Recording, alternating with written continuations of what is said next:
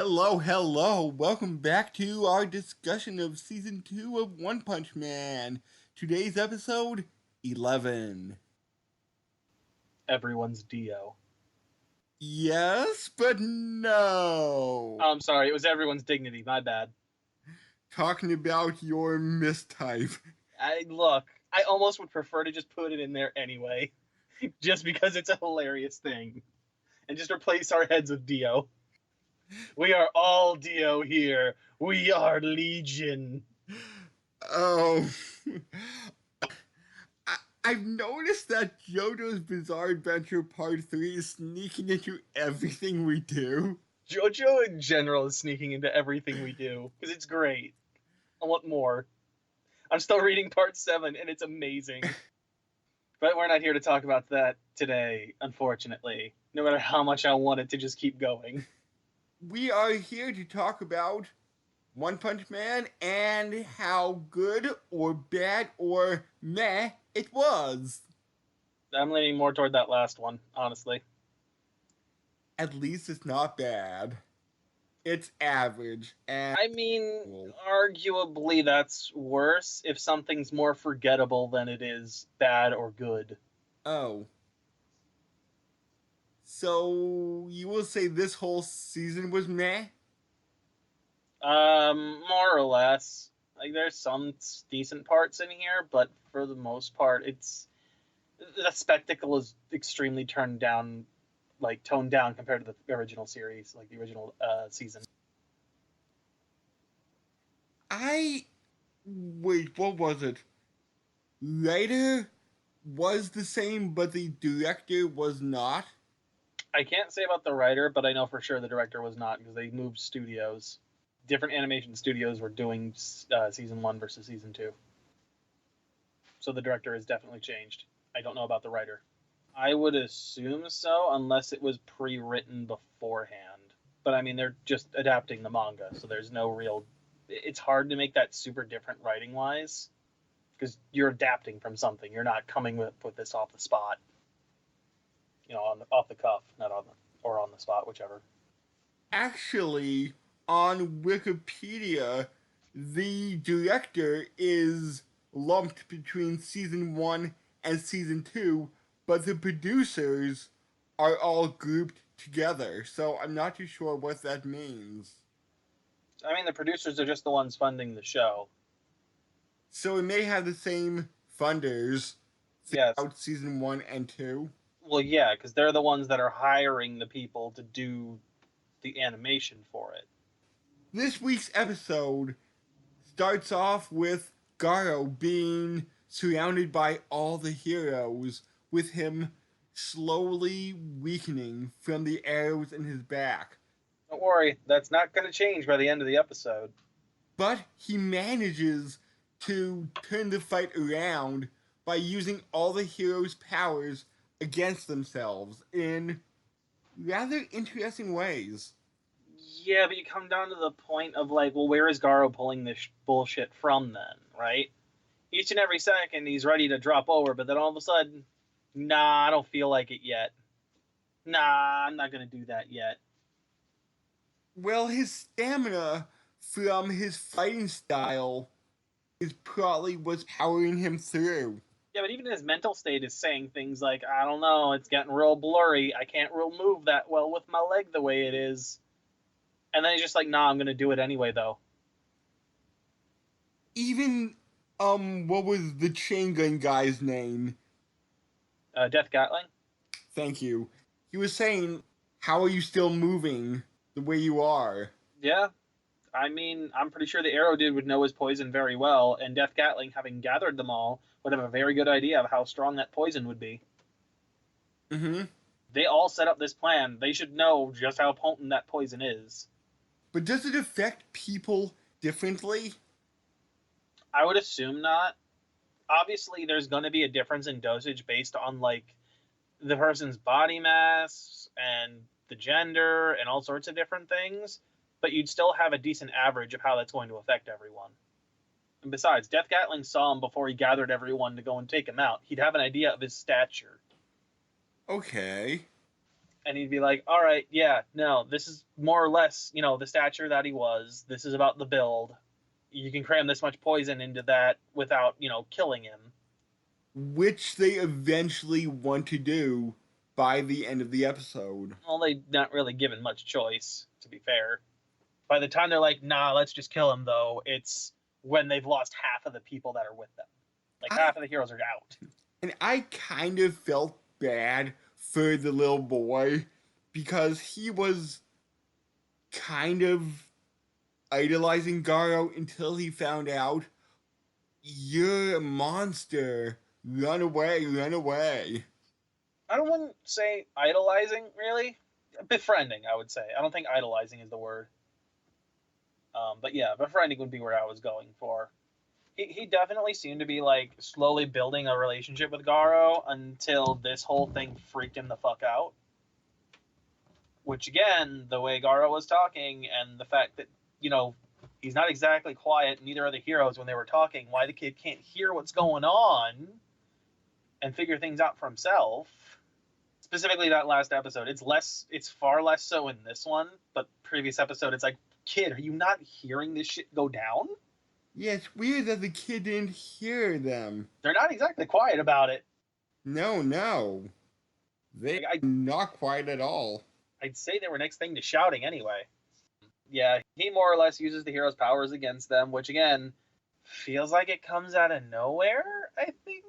Like, don't get me wrong, Garo's good at learning people's movesets and reusing them, which again is kind of employed in this episode later on. I don't know if him being able to turn everything around like this makes as much sense, especially given his, like, if he was in peak condition, I'd be much more willing to buy it. Problem is, he was wounded from previously when he fought, Watchdog Man. He then got hit with poison, and then he was taking a beating more or less as he was going along with this fight in the beginning. Like, at this point, I would say he should not be able to, like, he should only be able to do what he was doing originally, which was just barely keeping up with everyone. And even then, with everything working against him, that shouldn't last much longer until he gets something really clever going. True. There was that point where he, like, kicked down into the dirt and pulled up the roots of a tree. That I'm willing to buy as being clever about things. Oh, and speaking about getting beaten pretty badly, Saitama got beaten. Hey, look, man, King only had like a millimeter worth of health left. Saitama had that. No, all right? No, he didn't. And then he got cheated, It's so not fair.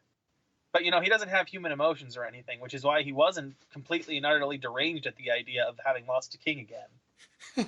For what, the 81st time? Yeah. Something like that. In a row, because he had 0 wins himself. If that was only a real fight and not a simulated video game fight. I'll be honest, dude. The dialogue in the manga was much more brutal about how King laid things out of like, nah, man, it's not just I could have done this in my sleep. It's more like I could have done this in my sleep with my hands tied behind my back. Like, it was really bad. It's like, I'm willing to do this much for you, but I won't lose to you. And King's phone goes off. Oh, they're calling all S-class heroes. Somebody probably answered it already. Well, no, he outright said somebody already got it, so, it's probably taken care of already. Somebody already answered the call. And you can see Saitama was getting all hyped up, like, I need something to get away from these video games. Like, I can't stay here and just keep losing. Oh, and about last week, it seems that I was slightly more right than you were. About? I don't remember. About the Monster Association. You said it's going to be taken down within, like, the next 2 episodes. So I said maybe. Oh, I thought you were more leaning toward yes. I'm pretty sure I said maybe. I might have been leaning toward yes, but it's still a setup, right? At this point, it feels like the Monster Association is going to be it's weird, because they've definitely set it up in the previous episode that this is like the next day we're going in and taking them out. After that message was delivered. It definitely felt like that's what they were setting up for. The only other thing I can think of is that that's going to open season 3, and it's going to be real weird if that's the case. Like I don't know how that's going to work, honestly. Hell, here's another interesting theory too, that I thought of while I was watching this episode, which is that like if Garo goes with them, right? You know what? Maybe that's the setup we get actually. Maybe the setup we actually get is that Garo goes with the Monsters Association, whether like at the end of this season he goes with them because he's lost or whatever, and he doesn't see another way out of it. But he then beats Orochi and takes the place as the leader. Oh. Like as we've seen, Garo learns people's techniques and movements really well. Even when he goes in without as much knowledge as he probably could, go in with, he learns their techniques. Even if he loses, he's able to then utilize them himself. He's got the Goku complex of, oh man, I saw that once. I can do it now. From the way things are going for me, I would say season 2 was a setup for the Monster Association. The next 12 episodes of season 3 will be them entering the Monster Association, dealing with whatever threats may be inside, and then fighting King Orochi at the very end of season 3. Well, see, I feel like that's what I said earlier during these reviews too, whether or not it was last episode or the previous one, where this entire season feels more of a setup than anything else. Like, it doesn't feel like there's going to be payoff here. So do you say in season 3 it will be all against the Monster Association or just part of it? It's hard to say, especially because the Monster Association didn't become a thing until about halfway through this season. They didn't show up until like that big millipede thing, really, and I think that was like episode 5 or something, with Metal Bat and all that. I think it was then. Could have been 4. I don't remember specifically, but the first time I remember us seeing them is when they tried to invite Garo there for the first time. There was some monsters that popped up and said, hey, you being up heroes, we hate heroes too, let's team up. And he actually said, no, I don't. How did he phrase it? Like, I'm different than a monster? Or. Yeah, but they didn't specifically mention anything about being a part of a Monsters Association. I thought they did. Not that I recall. Either way, this season definitely, like I said, is a setup season. There's Garo being set up as something potentially in the future. Definitely like an antithesis to Saitama and his positions. Even if Saitama's reached the point of just being like completely bored of everything. How did you like the Genos versus Garo fight? I'll be honest, it started to get exciting, and then it kind of died back down really quick. And it's probably just because the fight was extremely short, but I'm like, oh, this is gonna be good. We're getting close to. Oh, here's Bang. Oh, it's not all right. Okay, it's over already. Okay, we're not gonna get Saitama versus Genos again in this kind of setup. It's not gonna look that pretty. But I'm interested in how this will play out. Master against disciple. You want my honest opinion? Again, this is coming from someone who doesn't know from this point forward what's happening. Shoot. I think Bang dies. Like, if you want any reason for Garo to fully abandon humanity and become a monster, he needs to kill Bang. Oh, interesting. It's the same kind of evolution that happens with a lot of things like that, where, like, one guy turns evil, they got to kill off their master or whatever loved one because it's the last thing holding them back from truly entering that, like, dark area. It's a classic, like, what's the word I'm looking for? Trope? There you go. I wanted to say stroke, and I'm like, I know that's not right. That's when your brain goes crazy.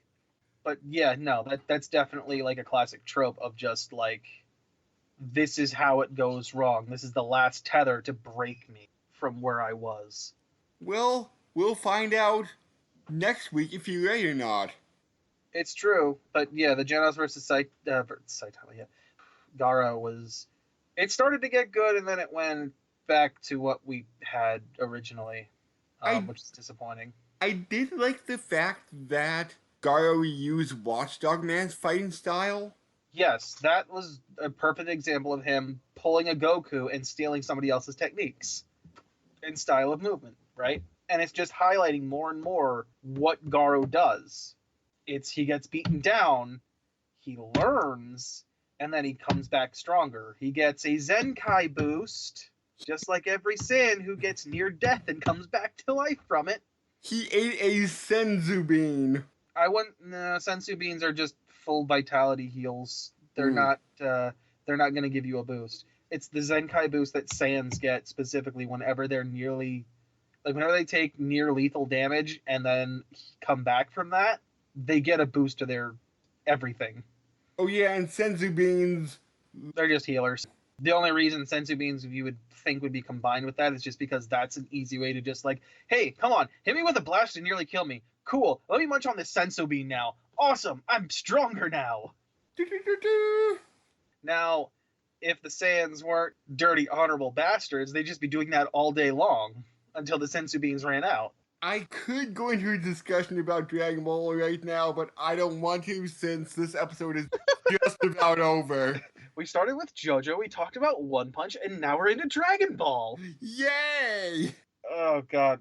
Yeah, I'm not sure how this is going to go down specifically. I think that the only way Garo truly becomes a monster is by killing Bang, whether that happens in the final episode or it happens, in season 3 somewhere. It's got to happen one way or another if Garo's going to continue to be a character. Because where does it go if Bang wins, right? Like, where does it go? The threat's gone. This nuisance side story's just dead. There's nothing else to do. If Garo wins and Bang is either dead or defeated, severely defeated, Garo goes on to then become a legitimate and scary threat to the association alongside the Monsters Association themselves. He literally becomes his own independent threat now. There's always the chance, rare as it may be, they fight themselves to a draw. I mean, there's always that option. The problem is, I don't buy it, considering both Genos and Bang's brother are both there. Because if worse comes to worse, they will step in. Even if he does manage to fight him to a draw, they'll step in and stop Garo from escaping. Besides, Bang is also coming in fresh versus Garo being, like, super worn down. But, we've seen him just shrug it off anyway. Right. And I mean, I guess you could argue adrenaline is a thing, but I almost feel like Garo's permanently got that coursing through his veins half the time. And like anytime he gets into a fight like this, it happens regardless. I guess. Like that's honestly just what it feels like to me, the way he moves and everything. Whereas Saitama, it's permanently off. Like he's just doesn't care. Oh, we should also bring this up too before we go. So Saitama's on his way. Not to mention the fact that Genos mentions Saitama and it perks some interest out of Garo. Because, King brings up, you haven't seen Genos in like a day and a half? Aren't you worried about him? Something might have happened. It's like, I don't know, Genos is fine. Oh, wait, there was that one time he was like nothing but a torso, though. Maybe I should check on him. Maybe this will end with Saitama versus Garo. I highly doubt it. Garo would have to get some kind of huge boost to really, like... take on Saitama. Not even take on Saitama, but like just to get around Bang himself at this point. And because like what does he have? He's pulled out the dog trick and it's not worked on Genos. Like what else has he really learned? Which is like nothing. Like even the A rank heroes he just fought, there's kind of nothing he can pull from them that he could use for himself that I can think of. Like most of their stuff was just weaponry related and he doesn't have access to that stuff. Right, so he can't, quote-unquote, learn their style unless he gets a weapon of his own. Like, he learns to fight against it, he just doesn't learn how to use it himself. So yeah, unless he would pull a weapon of his own, which I guess technically he could, for some of them at least. Like, I'm sure the arrow dude still got his bow and arrow laying around that he could just pick up and use. Because those are still on him since he's down right now. Chain Toad lost his thing, that got broken. Death Gatlings is gone. Who was the other one? The gunman got crushed, so I don't know if his guns are laying around somewhere. Oh, and speaking about archery, you should really check out our not Renaissance Fair, Celtic Fest video. It's really interesting. Oh, this was something I wanted to bring up too. I know you already forgot. So, what was the guy with the spear? What was his name again? Stinger or something? Anya Stinger. Isn't that just Kukulane from Fate, just with a black paint job instead of blue? And a very, very large tip to the spear. Well, yeah, because you got to make it not red and legally distinct. But like everything about him screams Kukulane, except that he doesn't have his hair in a ponytail, and it's black paint job instead of blue. Like even down to his outfit, which looks like it's just kind of like grayed out gauze wrapped around him instead of just a blue bodysuit. Yeah! Now that I'm looking at him, yeah! Like it feels like he's just Kukulane. Oh my god. Like even his attitude of just like he's taunting me. My honor can't take this. I gotta go in. Oh, wow. And even better, just because Kukulane has like the shittiest luck in the world, so does Stinger. Poor Stinger. Oh my fucking god. Oh, we covered many, many anime today. God, it's so stupid. I guess we should wrap it up before we get sidetracked again. Side was coming in, and I don't know if he's just gonna show up too late to everything again or not. We'll find out next week on the season 2 finale of One Punch Man. I'd like to say I'm excited, but I'm still kind of meh at this point. See you next week.